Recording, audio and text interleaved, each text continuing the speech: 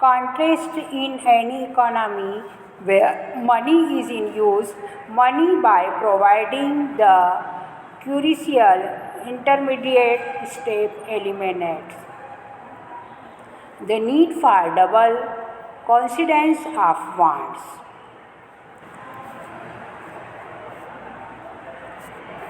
His shoes and at the same time sell him wheat. Since money acts as an intermediate in the exchange process, it is called a medium of exchange.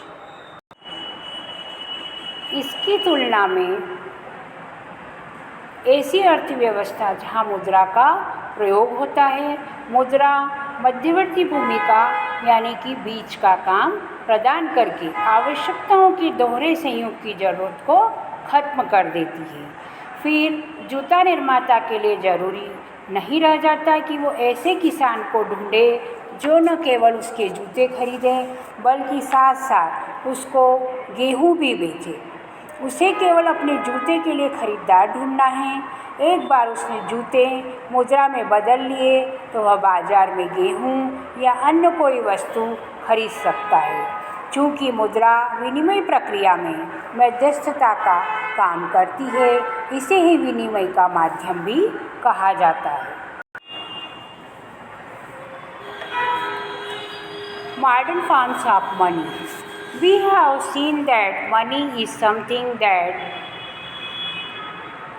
contact as a medium of exchange in transactions. Since the very early ages, Indians used grains and cattle as money. Thereafter came the use of metallic coin, gold, silver, copper coins, a phase which continued well into the last century. मुद्रा ऐसी चीज़ है जो लेन then में विनिमय का माध्यम बन सकती है। सिक्कों के चलन से पहले तरह तरह की चीज़ें मुद्रा के रूप में इस्तेमाल की जाती थी। प्रारंभिक काल से ही भारतीय अनाज और पशु के रूप में मुद्रा का इस्तेमाल और सीप या कौड़ी का भी इस्तेमाल किया जाता था। इसके बाद सोना, चांदी और तांबे जैसी धातुओं के सिक्कों का चलन हुआ, जिसका चलन पिछली सदी तक चलता रहा। Currency. Modern forms of money include currency, paper notes and coins, unlike the things that were used as money earlier. Modern currency is not made of precious metal such as gold, silver and copper. Grain and cattle, they are neither of everyday use. The modern currency is without any use of its own. Then why is it accepted as a medium of exchange? It is accepted as a medium of exchange because the currency is authorized by the government of the country. Currency. मुद्रा के आधुनिक रूपों में currency, कागज़ के note और सिक्के शामिल हैं। वे चीज़ें जो पहले मुद्रा यानी मनी के रूप में प्रयोग की जाती थी, उसके विपरीत आधुनिक समय में मुद्रा बहुमूल्य धातुओं जैसे सोना, चांदी और तांबे के बने सिक्कों से नहीं बनी है। अनाज और पशुओं की तरह भी वे रोज़मर्रा की चीज़ें भी नहीं हैं। आधुनिक मुद्रा का इस प्रकार का अपना कोई इस्तेमाल नहीं है। फिर इसे विनिमय का माध्यम क्यों स्वीकार किया जाता है?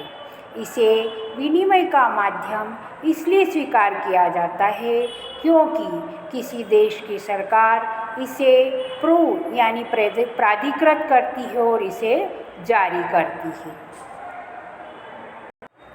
In India, the Reserve Bank of India issues currencies notes on behalf of the central government.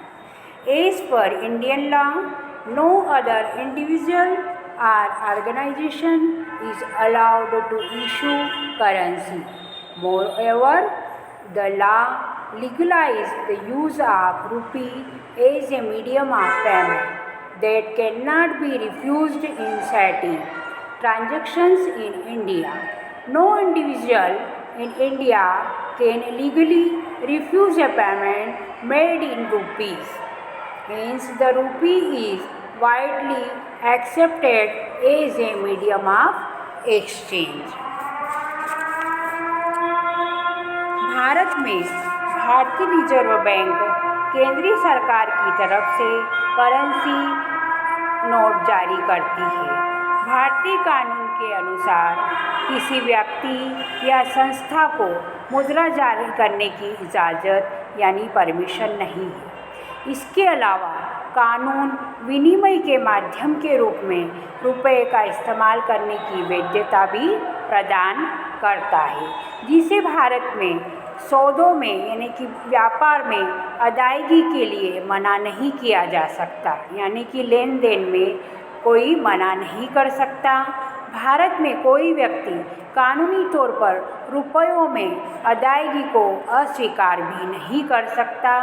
इसलिए रुपया व्यापक स्तर बड़े पैमाने पर विनिमय का माध्यम स्वीकार किया गया है और इसे लेन देन के माध्यम के रूप में उपयोग किया जाता है।